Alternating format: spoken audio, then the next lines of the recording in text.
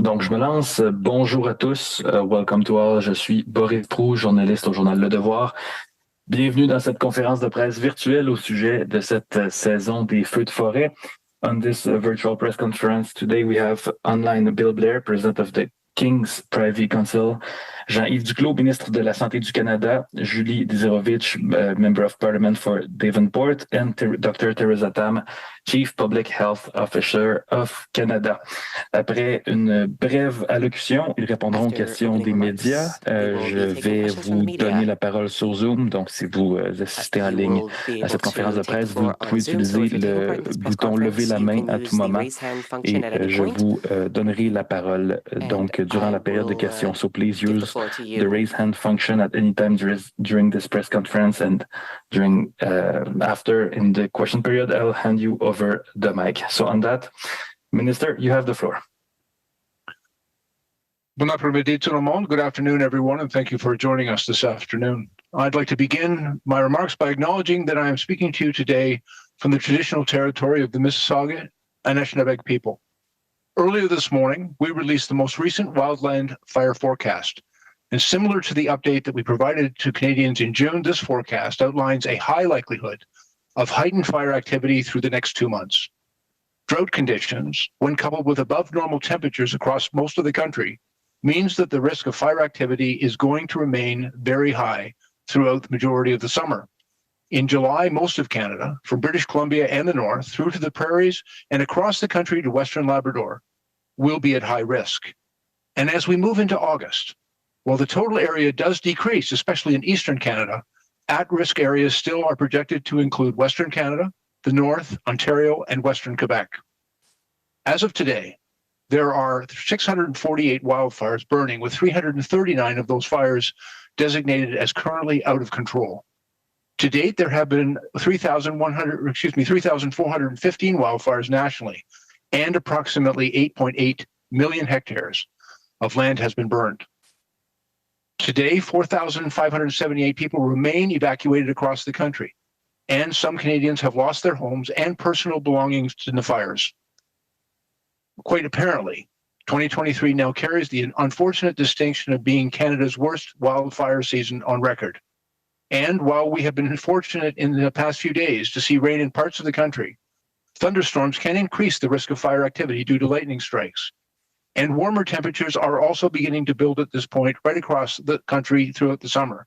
And there are heat warnings currently in place for parts of Alberta, the Northwest Territories, Ontario, Quebec, Newfoundland, and Labrador. And that heat can bring with it increased risk. Additionally, more than 45 Indigenous communities have been affected by wildfires, including several that are currently evacuated. Indigenous Services Canada continues to support communities with evacuation efforts, including paying 100% of eligible costs related to wildfire evacuations. And to date, more than $63 million in advance payment funding has been provided to help cover the costs associated with these evacuations, including transportation, accommodation, and food. The funds that are available also cover emergency response measures, including establishing fire guards and putting in place emergency operations center wherever possible. Mr. Haidu and her officials from Indigenous Services Canada are working closely with Indigenous communities, and they are in constant contact to provide the support that they may need. Over the course of this wildfire season, the Government of Canada has also been there to support the provinces and territories with their response, and we stand ready to provide additional federal resources as they require. And to date, we have approved requests for federal assistance from Alberta, Nova Scotia, Quebec, and Ontario. And just last week, we announced that we are extending the Canadian Armed Forces deployment in Quebec.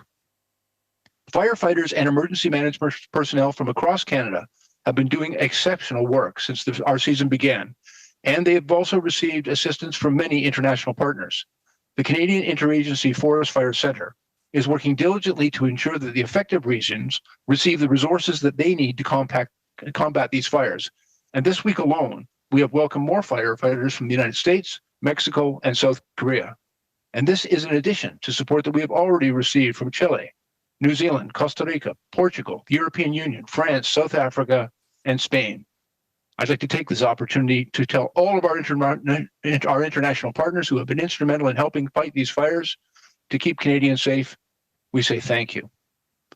This year's wildfire season has taken a tremendous toll on many communities, Evacuations, poor air quality due to smoke, and personal losses can have a significant impact on physical and mental health. In some of the worst hit areas, neighborhoods have been destroyed by the fires, leaving residents without a place to call home.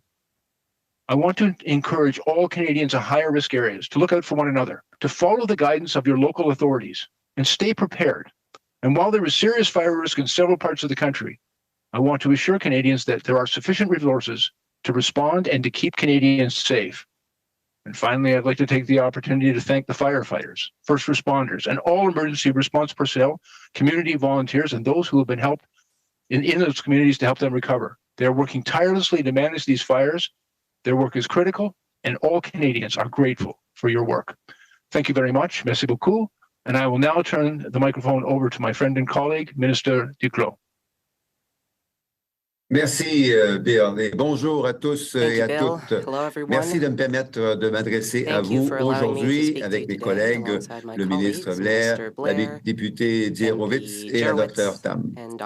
Tel que mentionné par le ministre Blair, 2023 est déjà la pire année en termes de feux de forêt que nous ayons connus au pays. À l'échelle du pays, il y a 648 feux de forêt qui brûlent présentement, dont 339 sont considérés comme hors de contrôle. À ce jour, cette année, il y a eu 3415 feux de forêt au pays et environ 8,8 millions d'hectares ont déjà brûlé, ce qui est 12 fois la moyenne au cours des 10 dernières années. Nos pensées vont évidemment à ceux et celles qui ont quitté leur maison. Bien que certaines personnes évacuées aient pu rentrer chez eux, il y a encore tout près de 5000 personnes qui sont toujours évacuées partout au pays. Et avec le temps chaud, on sait que ce n'est malheureusement pas fini. Les feux de forêt peuvent menacer directement notre santé et notre sécurité. Continuons donc de suivre les consignes des autorités locales. La fumée des feux de forêt a aussi un impact sur notre santé. Et cette fumée peut voyager sur des milliers de kilomètres. Et en plus des impacts à court terme, le souffle court, les yeux qui piquent, la gorge irritée, les maux de tête, il faut aussi se méfier des impacts à long terme. Les jeunes enfants, les femmes enceintes, les aînés et les personnes avec des conditions préexistantes comme l'asthme sont particulièrement à risque. As forest fires are threatening our homes and security, the smoke can travel hundreds of kilometers. The wildfire smoke can have short-term consequences, burning eyes, sore throat, cough, and headache, as well as long-term impacts. This is especially true for young children, seniors, pregnant women, and people with pre-existing conditions like asthma. Il est possible de nous protéger et de protéger nos proches des polluants que l'on retrouve dans la fumée des feux de forêt. Vérifions la cote Air Santé disponible sur une foule d'applications. Une cote de 10+ est considérée comme un risque très élevé. Si la cote est élevée ou si nous sentons de la fumée, considérons rester à l'intérieur et fermons nos fenêtres. Réduisons nos activités à l'extérieur. Utilisons un bon filtre pour nos systèmes de ventilation. Un purificateur d'air portable peut également aider à filtrer les particules fines. Et si nous devons aller à l'extérieur, un couvre-visage ajusté et approprié comme un N95 peut aider à nous protéger. Let me repeat that in English. We can protect ourselves and our loved ones from wildfire smoke. Let's check the Air Quality Health Index, or AQHI, at a rating of 10+, that is considered to be very high risk. If the AQHI is high, or if we see and smell smoke in our area, we should consider staying indoors and avoiding strenuous outdoor activities. We can keep windows closed. We can use a clean, good quality air filter in our ventilation system. We can use a potable air purifier to filter particles from wildfire smoke. Or if we need to go outside, we can consider wearing a well-fitted respirator-type mask like an N95. I'm especially pleased to be joined today by Dr. Tam because the Public Health Agency of Canada has been working well and hard with provinces and territories since day one to support communities in need. It is thanks to the great collaboration between PHAC and our trusted partners like the Canadian Red Cross, the Northwest Company, food banks, and indigenous organizations that we can ensure that masks and other important supplies are getting to the communities that need them most. Grâce à ces partenariats et jusqu'à date, plus de 500 000 respirateurs N95 ont été livrés aux communautés qui en ont besoin. As the need is expected to grow in the coming weeks, we will continue to explore new opportunities to support communities across Canada. This summer, we are not only facing increased wildfire risk, we're also experiencing more frequent, longer, and more intense extreme heat events. In fact, in the last few days, the world recorded its hottest days on record. Beaucoup d'entre nous l'ont vécu ici même au Québec ou en Ontario, les dernières journées ayant été particulièrement chaudes. Et d'autres épisodes de chaleur intense sont à prévoir cet été. Pour nous protéger, restons au frais en fermant les rideaux pendant le jour, utilisons un ventilateur ou un climatiseur si c'est possible. Si nous devons aller à l'extérieur, prenons des pauses fréquentes à l'ombre ou à l'intérieur, portons un chapeau ou une casquette et buvons beaucoup d'eau. Si ce n'est pas possible pour nous de rester au frais à la maison, allons dans un endroit frais comme un centre d'achat ou une bibliothèque. À Québec, nous avons également ouvert le premier bassin portuaire en Amérique du Nord qui permet de se rafraîchir gratuitement et sécuritairement en plein centre-ville de la ville de Québec. Nous espérons évidemment voir d'autres initiatives de la sorte à travers le pays. Il est aussi important de vérifier que nos proches soient en sécurité, particulièrement les aînés.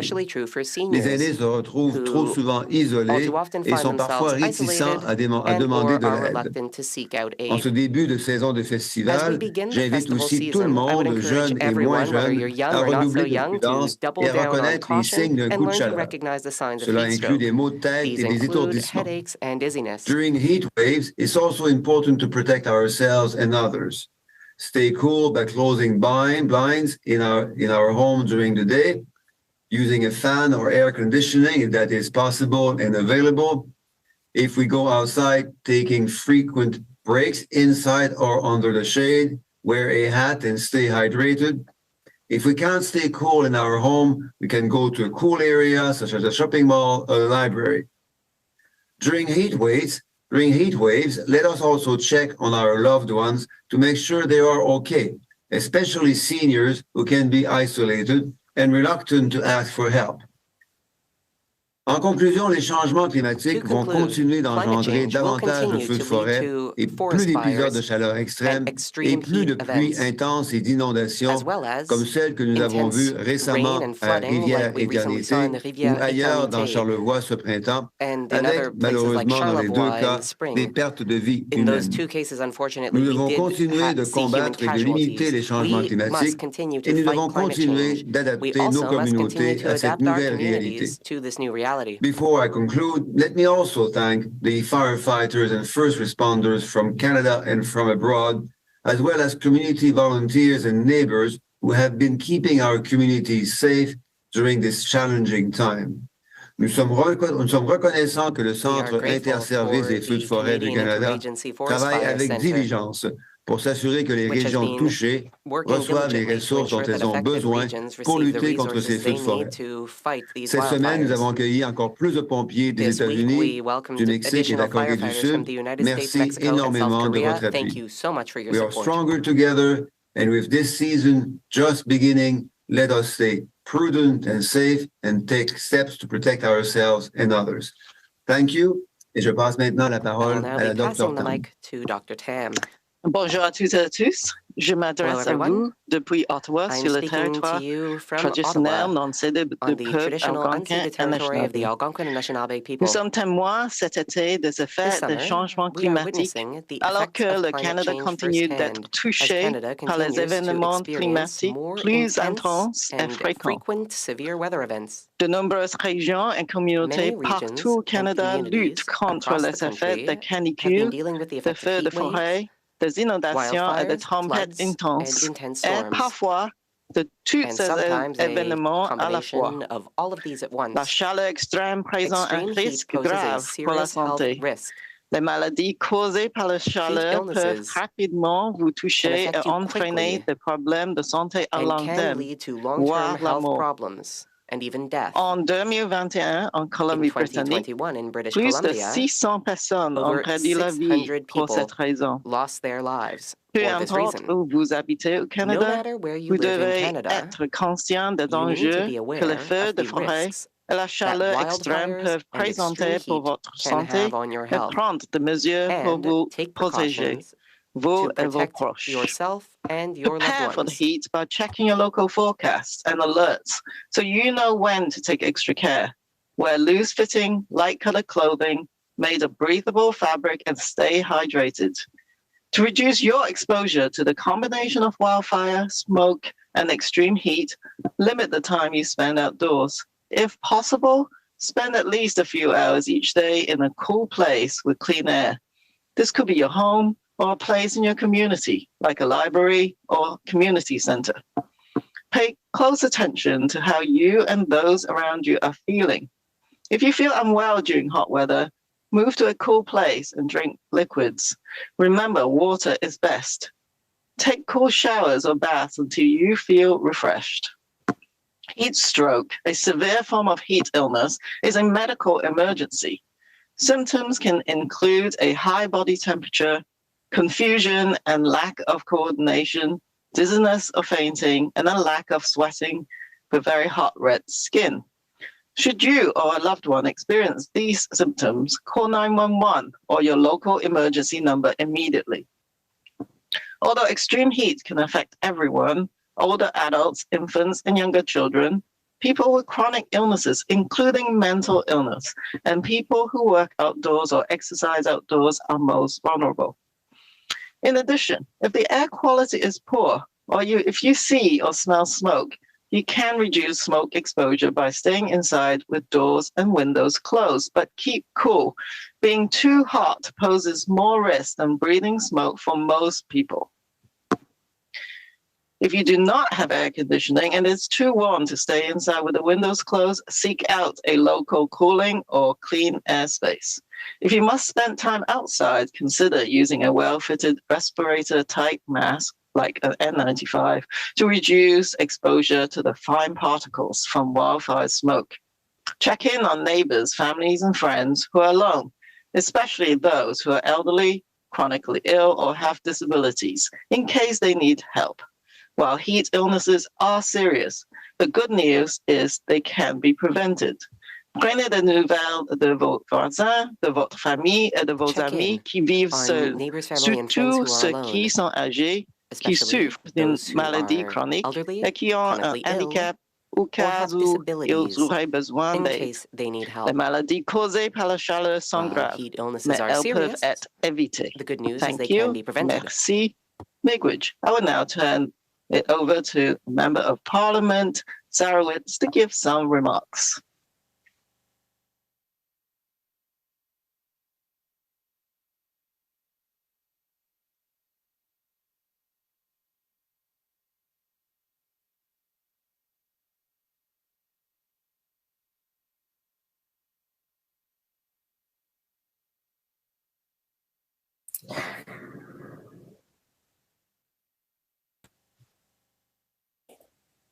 Hello, thank you.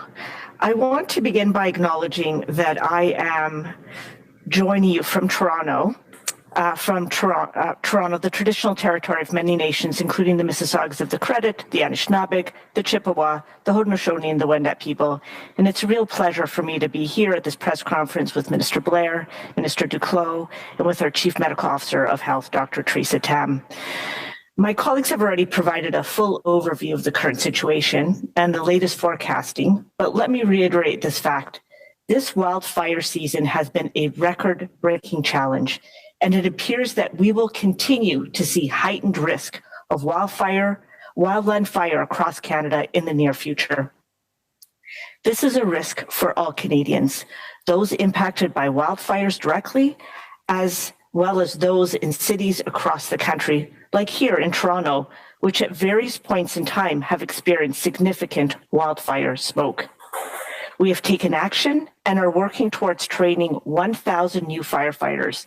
Indeed, my colleague, the Minister of Natural Resources, Jonathan Wilkinson, announced last month the training of 300 Indigenous firefighters and 125 fire guardians. We're also supporting all affected provinces and territories to get equipment that they need. 6 provinces and territories have participated in our Fighting and Managing Wildfires in a Changing Climate program last year, and we expect all 10 provinces to do so this year. Climate change is clearly impacting the intensity of these fires, and climate change is a global issue that requires global response. Countries increasingly work with each other when faced with extreme weather events, providing mutual aid and knowledge sharing when faced with extreme weather events. When needed, Canada has done its part. For example, when Australia had severe fire season in 2019 and 2020, 160 Canadian personnel were deployed to assist. And as this reciprocal aid becomes more common, in line with the increasing intensity of wildfires, ensuring that we have efficient and effective means of collaborating with international partners is key. And that is why today I am pleased to announce on behalf of my colleague, Minister Jonathan Wilkinson, the Minister of Natural Resources, that Canada has signed a Memorandum of Understanding to strengthen Canada and Portugal's cooperation on combating and mitigating wildland fires. By setting out this framework arrangement, reciprocal support will be able to flow more efficiently, including resources, personnel, and knowledge sharing, thereby enhancing our ability to fight wildland fires on both sides of the Atlantic. This MOU sets up procedures for the exchange of these resources and establishes systems that encourage mutual assistance and cooperation.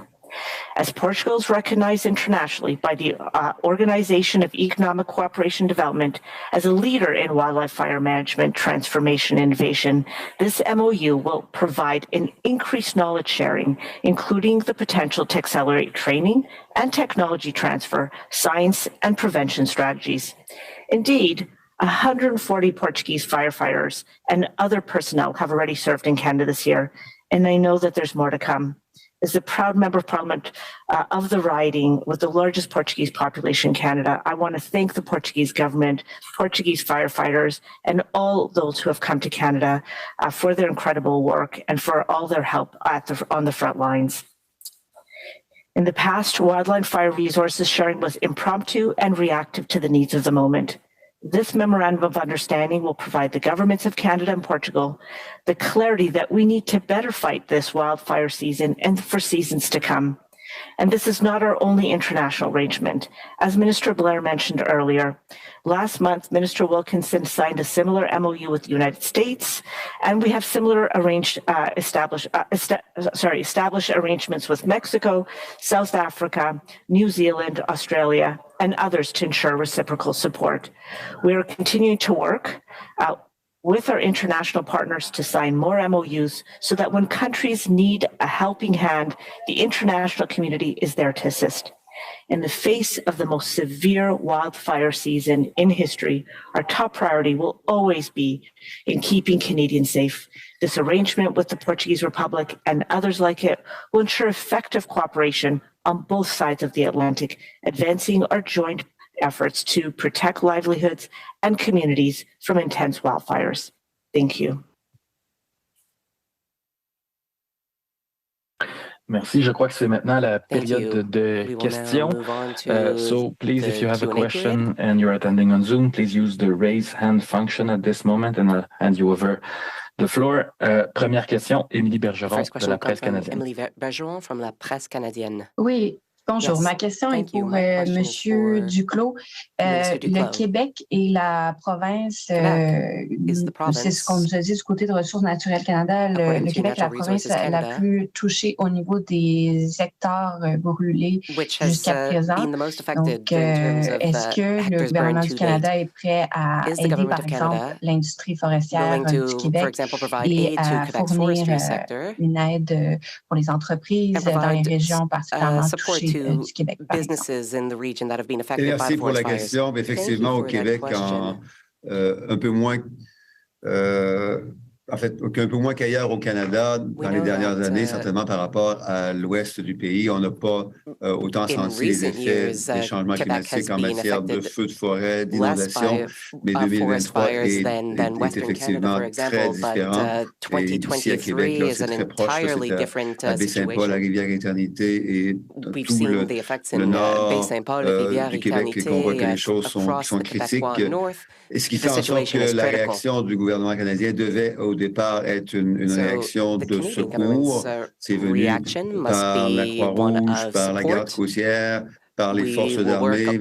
Blair a annoncé il y a quelques instants que nous avons renouvelé et étendu l'appui des forces armées canadiennes aux communautés affectées. Et il va y avoir un besoin de reconstruction et d'appui plus continu et plus soutenu à long terme.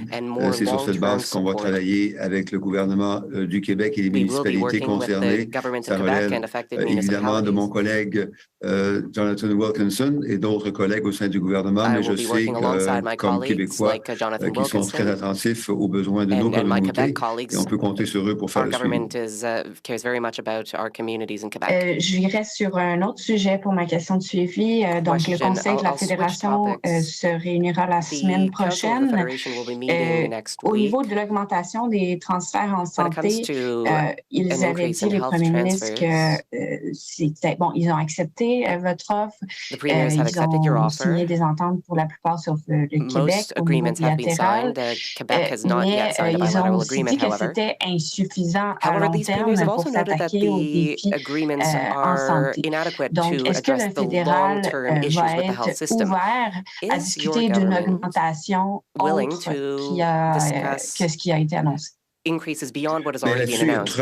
très bonnes nouvelles à court et à moyen terme et une réponse à votre importante question pour le long terme. À court et à moyen terme, c'est que, comme vous l'avez noté, rapidement après l'annonce et l'offre du premier ministre Trudeau le 7 février dernier, les provinces, tous les premiers ministres ont répondu positivement. Ils ont accepté l'offre qui était effectivement généreuse puisqu'elle était à plusieurs niveaux et une offre aussi de plus long terme s'étalant sur 10 ans. Donc, ce qui répondait à une des préoccupations importantes des provinces, c'était de savoir si ce niveau de financement accru substantiel allait pouvoir s'étirer sur plusieurs années. Cette bonne nouvelle était suivie d'un engagement par tous les premiers ministres, y compris par le gouvernement canadien,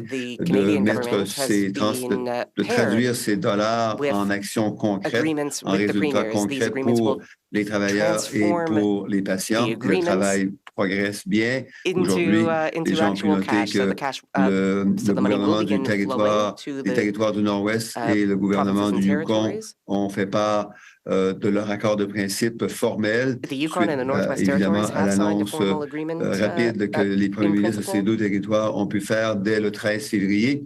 Et à plus long terme, bien, on a convenu avec les premiers ministres des provinces et des territoires de revoir à la fois l'impact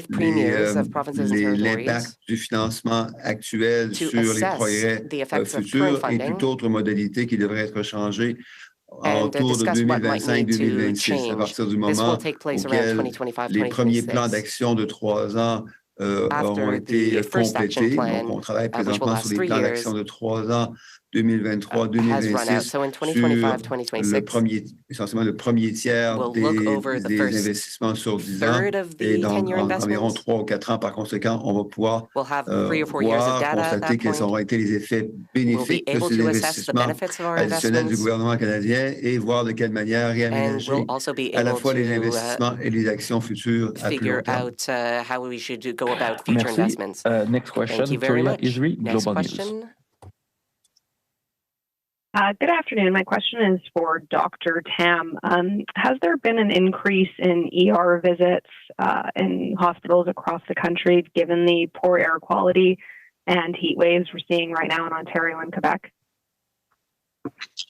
Yes, thank you for that question. I think we know that through studies, short-term exposure to wildfires, more particularly the fine particulate matter, has been strongly associated with asthma exacerbations, increasing symptoms in people with chronic obstructive pulmonary disease, and acute bronchitis and other emergency room visits and hospitalizations, and also associated with all-cause mortality. So that's what we know from studies. We don't have real-time reporting from ERs or jurisdictions at this point. So it would be more at the local level where they will be able to assess the hospital impacts. Given the fact that the need is expected to grow, as you and your colleagues have pointed out, is the federal government doing anything to help provinces respond over the summer to these, to whatever increased needs they may see if emergency room visits do increase given this persistent heat and poor air quality? I would point before perhaps Dr. Tam adds more. I would point that just 6 days ago, the one-time top-up of the Canada Health transfer of $2 billion was sent to provinces and territories. So that was in reaction to the fact that over the last few weeks, in particular, we have seen emergency departments significantly impacted by the health human resources not being available and backlogs in surgeries and diagnostics, many of them related to COVID-19, impacting significantly healthcare workers and patients. So that $2 billion just sent to provinces and territories less than a week ago can be used by provinces and territories to address the fact that indeed workers and patients have been challenged and will be increasingly challenged over the next few weeks, as Dr. Sam alluded to. I might just add that, as I've said in my opening remarks, both the impacts of wildfire smoke and extreme heat can be prevented. So I think one way that all of us can reduce the impact on emergency rooms or the health system is by getting prepared before these events, as well as during the event, as I've said, taking note of alerts and warnings, looking at your WeatherCan app or listen to your local air quality statements, and then get your medications ready ahead of time, preparing your family, your pets, everybody, and then knowing where your local cooling and clean air centers are. Some of the really important basic things that all of us can do, and many of the measures that Minister Yves-Duclos also commented on during his remarks. Merci. Prochaine question, Valérie Bain, Radio-Canada. The next question will come from Valérie Bain, Radio-Canada.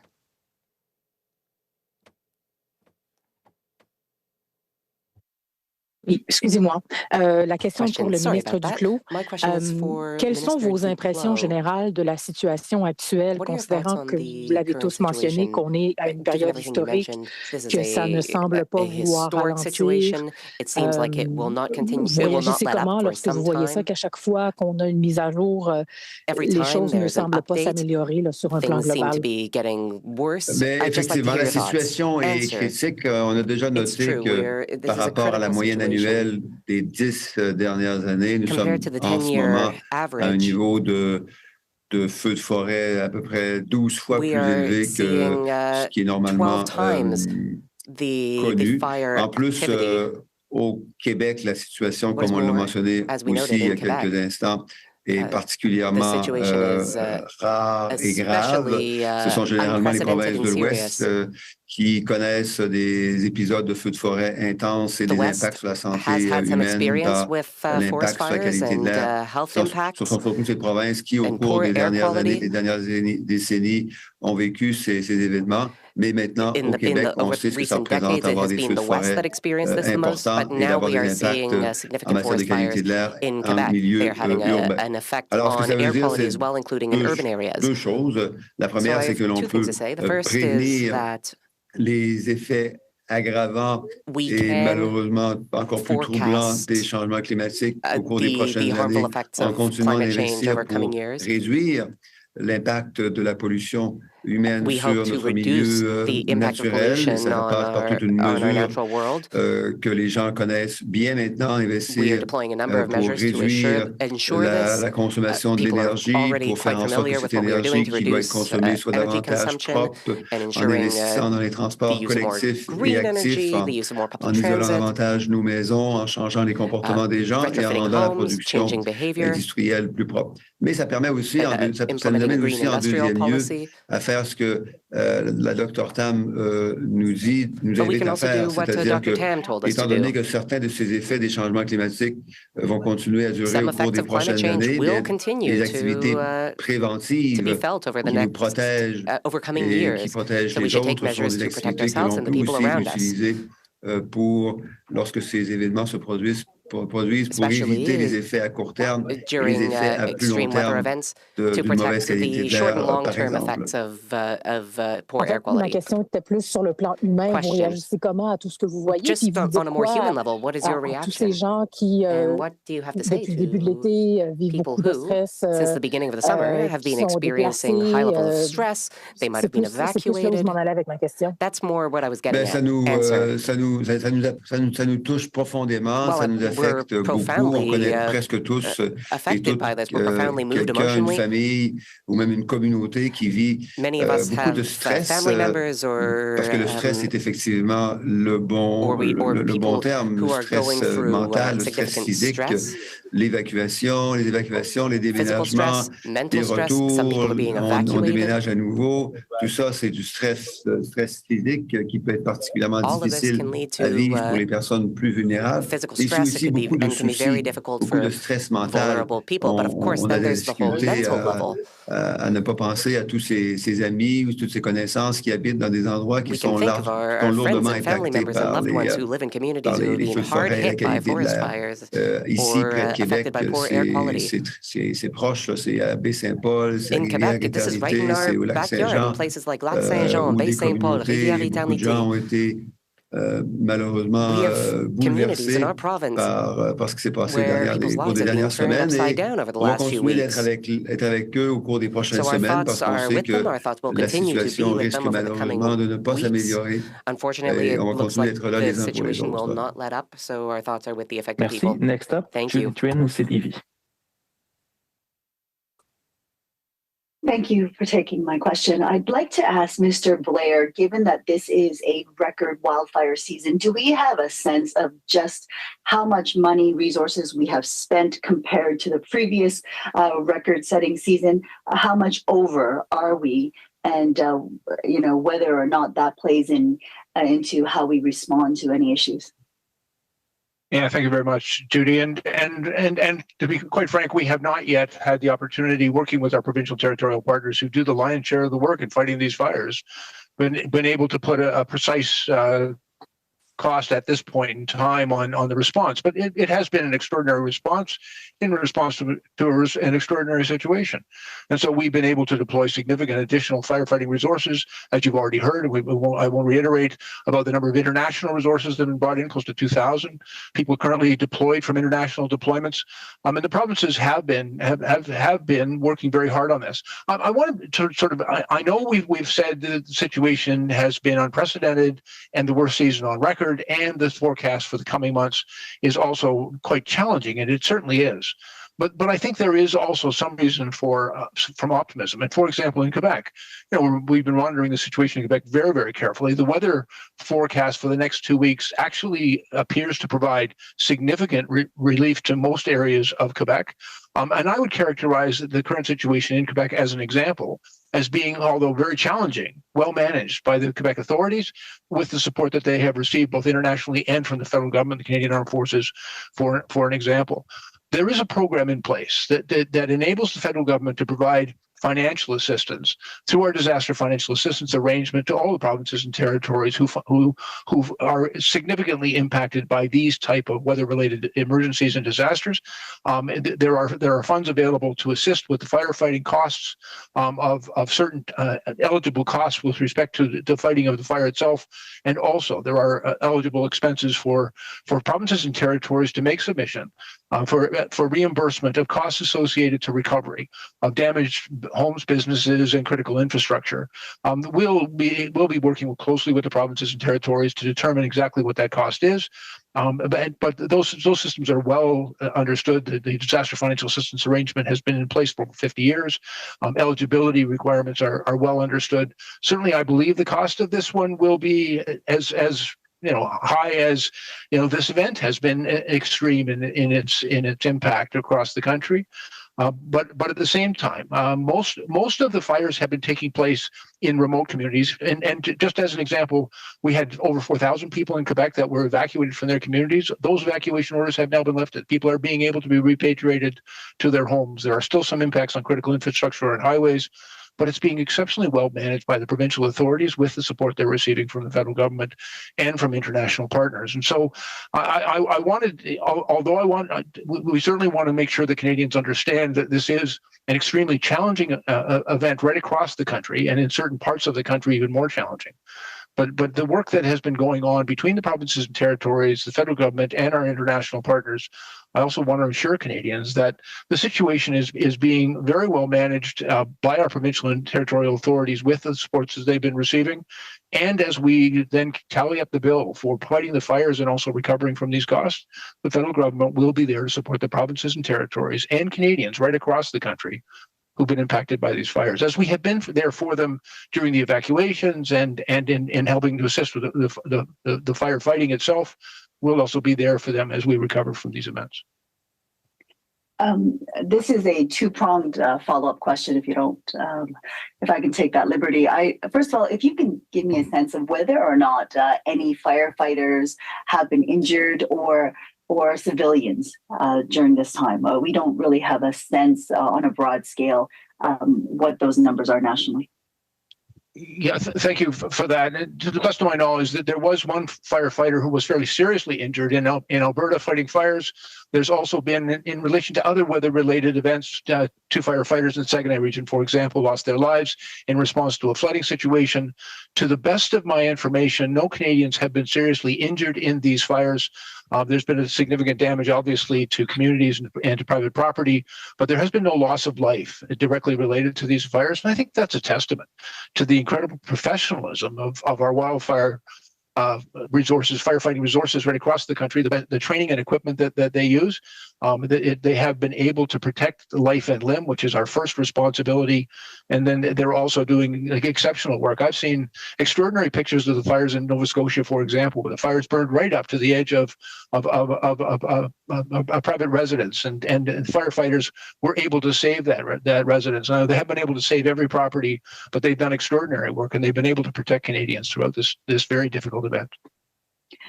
And my final question, if I may, in regards to the Indigenous firefighters that were being trained, were they put on the front lines right away as part of their training to fight the fires as well with the Guardians? And do you have a sense of what type of infrastructure has been damaged within these First Nation communities? How bad is the damage? Well, I can tell you that we've been tracking that very carefully. First of all, Indigenous communities are disproportionately impacted by these types of events because their communities are often located in remote and isolated areas very close into the forest. And at the same time, we also acknowledge Indigenous communities have been keepers of the land and have traditional knowledge, which is incredibly helpful to be incorporated into the way in which we manage these fires and which we put them out. And so we're making significant investments in training additional Indigenous firefighters and making sure they have the equipment in order to do that job. But we also incorporated that traditional knowledge into that training. They certainly are immediately impacted and are being put to work as quickly as that training and equipment is able to be put in place. We recognize it as a priority. They already do an extraordinary job across the country. We're making sure they have additional resources and training in order to do all the things that need to be done to protect those communities. And for those Indigenous communities, I will tell you that the majority of the evacuations that have taken place have been in Indigenous communities. As I said, over 47, I believe, communities have been impacted by these fires. in the vast majority of cases, the community was evacuated not because the flames were coming in close to town, although some of them have been in fairly close proximity to Indigenous communities, but the smoke made the health situation intolerable. And under an abundance of caution, and quite appropriately, their leadership has ordered evacuations, and we've been able to assist through Indigenous Services Canada and our provincial partners and territorial partners in helping evacuate those people from that unhealthy situation. But so far, there has not been significant impact in Indigenous communities as a result of fire, but mostly as a result of smoke. Having said that, we also recognize that where there is damage to property and where all critical infrastructure in those communities, we have a responsibility and we'll be there to help them rebuild. Thank you. Next up, Laura Osman, Canadian Press. Good afternoon.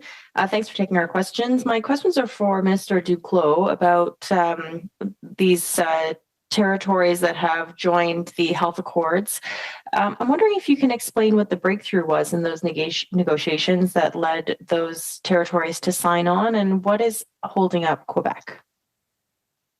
Thank you, and thank you for pointing to that good news that was shared this morning, that we have now received letters stating agreements in principle from the Northwest Territories and from the Yukon.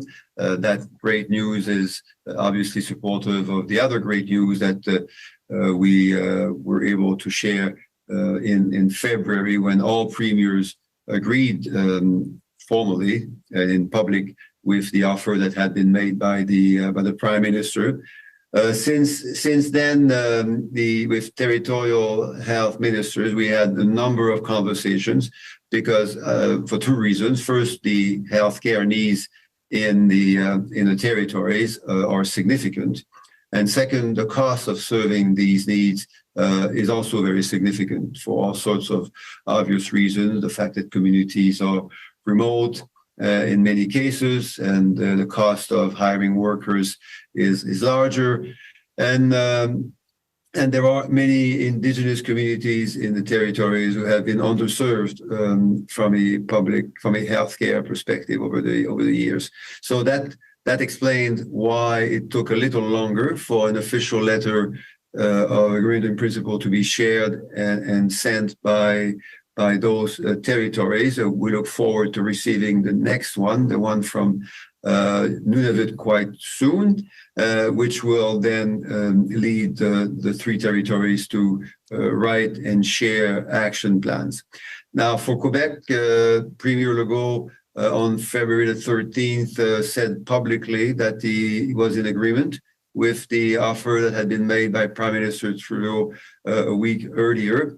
And so from that point, we have been working together with Minister Dubé to make sure that we would be also receiving a letter of agreement in principle from the Quebec government. There have been back and forth. We know how important it is for Quebecers also to benefit from the additional federal investment in supporting patients and workers in the province. Thank you for that. Has the agreement with the territories changed at all since the initial offer in February, or is the agreement that was signed the same one that the premiers sort of signed on to in February? There was indeed a change, an amendment, which was important to make, and that was on the length of duration for what is called the Territorial Health Investment Fund. The initial offer covered a 5-year agreement for that important fund to the three territories, and we heard and understood that it was important to have a 10-year plan for the Territorial Health Investment Fund. TIF, as it is called, is supplementary to the Canada Health transfers. It's also supplementary to the bilateral transfers that will be made over the next 10 years. It was important. It took a little while. It was important to link all these things together. In addition to that, there had been conversations with Minister Hajdu, Patty Hajdu, responsible for Indigenous services, so that the overall relationship, inclusive of the needs of Indigenous peoples in the Northern Territories, could be part of the overall agreement. Thanks, Minister. Merci. Next question, Gerhard Brown, freelance. Do you hear me? Yes. Do you hear me? Yes. A question for Minister Blair. I'm working for newspapers in Germany, and I recently talked to a CEO of a German startup company who developed infrared technology that's positioned on satellites to monitor the situation. And I heard that some time ago, Canada started a procurement process for this monitoring program. Can you update us on this? How far are we? And could we also use here in Canada the system of detecting hotspots very, very early through these satellite photos? Yeah, thank you very much, Gerhard, for the question. The Natural Resources Canada, NRCan, has received a significant budget and are in the process of building out a new satellite system that will provide first of all, very broad coverage to every part of Canada. Because of the current satellite coverage there are certain inadequacies and spots that are not covered. Also, in part of that, it will be significant new investments in technology that will help us identify hotspots and also undertake the analysis that is necessary. Not every wildfire is necessarily problematic. They are natural events, but where there is close interface to residential communities, Indigenous communities, or critical infrastructure, or where the fire itself can also cause other interface problems, such as the smoke that impacted most of the eastern seaboard from the Quebec fires, then the decisions can be made for the appropriate deployment of resources. I might suggest if you are in contact with, we're interested in every innovation, and if you're in contact with some people that might have information that they feel may be useful to NRCan, I would encourage them to share it with them. Follow up, Gerhard? No, that's fine. Thank you. Sure. We'll go to David Turton, CBC News. Hi. When you, Minister Blair, talk to your provincial and territorial counterparts, what plan is there to extinguish these wildfires? Is it just the wildfires that are causing a threat to communities? I ask this because, if you let these wildfires burn, yes, buildings might be destroyed if they don't threaten a community, but the smoke does have tremendous impact on other places. So what's the thinking and the plan, the tactical plan behind extinguishing these flames? And again, thank you for the question, David. The responsibility for determining how to deploy their resources and what additional resources they may require is for the provinces and territories. And quite frankly, they have very robust systems in place in order to do that and determine on where they'll deploy their resources and how they will fight the fires occurring within their jurisdiction. We also have a very robust interagency, interprovincial and coordinating agents through the Canadian Interagency Forest Fire Center, CIFC, that we also refer to on where resources can be drawn upon. I think in all my conversations with my provincial and territorial partners, the priority obviously has to be in protecting Canadians' lives and safety, also protecting those homes, those communities, those businesses, and critical infrastructure. Those can be power stations or mining facilities or energy facilities. Those things are and supply chain routes. Those things are essential to Canadians right across the country, and so that's where the priority is. But I will also tell you there is an acknowledgement, and certainly as an example, there was conversation with Mr. Bonadel in Quebec about the impact of fires, the fires in Quebec were having on the eastern seaboard, for example, just because under the circumstances, the way the winds were blowing and the jet stream, a lot of that smoke was finding its way over very populated areas in Toronto, Montreal, but also in New York and Washington and Philadelphia and other places, impacting both the economy and the health of the people living in those places. And so there were decisions made about fighting those fires and containing them. But again, our first priority is the health and safety of all the people impacted by these fires and the protection of people's homes, their communities, and critical infrastructure. And so that's how those decisions are made. There are, and just as an example, there's a vast fire, over 500,000 hectares burning in the Donny Creek area in British Columbia right now. the firefighters in British Columbia at Wildfire BC and Emergency Management BC have been working hard to contain that fire. And it's very, very challenging because of its vast size, but it's primarily in a very isolated area of the boreal forest. Its major impact is its potential to close the Alaska Highway, which passes about 4 kilometers from there. And so the work that they are doing is to maintain that critical infrastructure, that supply route, which is important to the Yukon and to Alaska, and to keep it open as well as protect the communities around there as they work very hard to contain the largest fire in their history. Can I just ask you to expand about the conversations that were held with your Quebec counterpart? Was this conversations around tackling a fire that otherwise would not have posed a major threat to infrastructure, buildings, or communities, but because it was causing significant smoke to waft into places and cities in Canada and the U.S., there were conversations about that wildfire? Can you just fighting wildfires in Quebec it's an operational decision that is led by the province of Quebec, and we're there in support.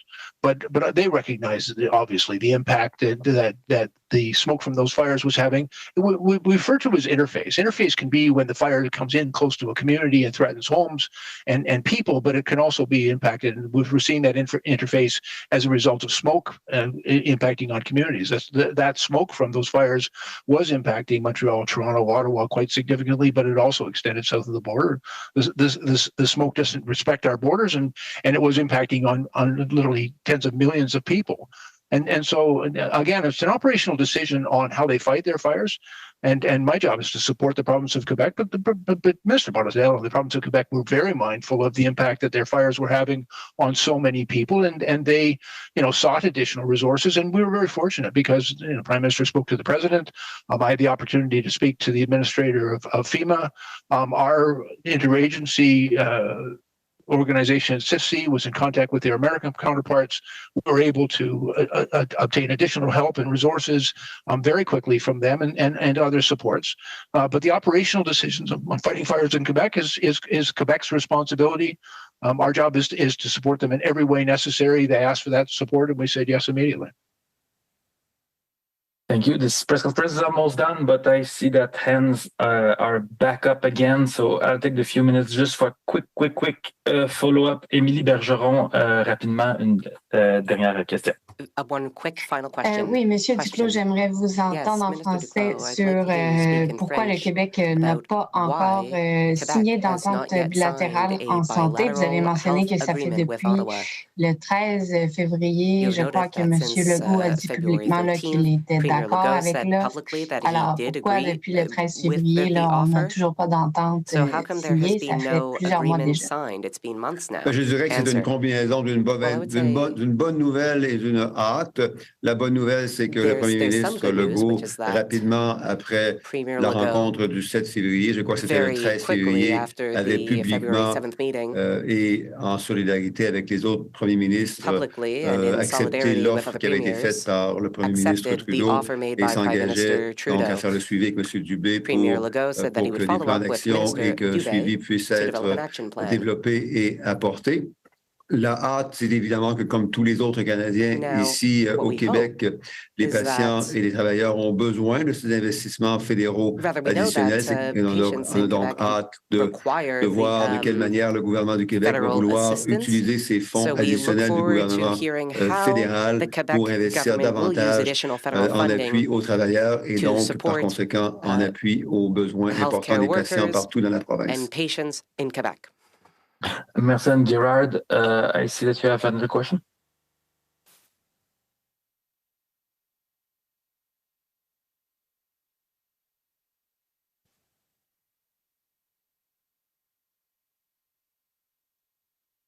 Was that a hands up, Gerard? We can't hear you, so I am sorry. I will put an end to. I hear something. No, okay. David Turton, I see you hands back up again. So a very last, really short follow-up, and after that we put an end to this press conference. Thank you. Hi, just Minister Blair, I know you probably said this at the beginning of the news conference, but just can you reiterate why this wildfire season so far has shattered so many records and why Canadians need to take the warnings today seriously? Yeah, thank you, David. As we've tracked this every year, we knew that going in, and NRCan put out a forecast earlier this in the spring that certainly indicated that the conditions that existed across the country and the weather projections were sobering and concerning. But we saw the wildfire season, particularly in two places. In Alberta first, started about 3 or 4 weeks earlier than we would normally see. And we track this very carefully, and we look at annual averages. There is no real average. And we have very difficult seasons and then sometimes not so difficult seasons. But this one started earlier in Alberta and then rather extraordinarily in Nova Scotia. We saw, two very significant, actually a number of significant fire events in both of those provinces with large areas being burned and many people being displaced. And then we have also seen that this is one of the hottest years on record, and that there are hot, dry conditions that persist in very many parts of the country. And so we quite frankly anticipated that this would be a challenging year, but I think part of the challenge has been the remote areas in which many of these fires have taken place, and the speed with which they have spread, and so there are obviously lessons to be learned by that. I would not want to suggest that this is the new normal. But certainly what we have seen over the course of the last several years is an increase in the frequency and severity of these events. And certainly this year, without precedent, we're now seeing, previous records for areas burned have been shattered.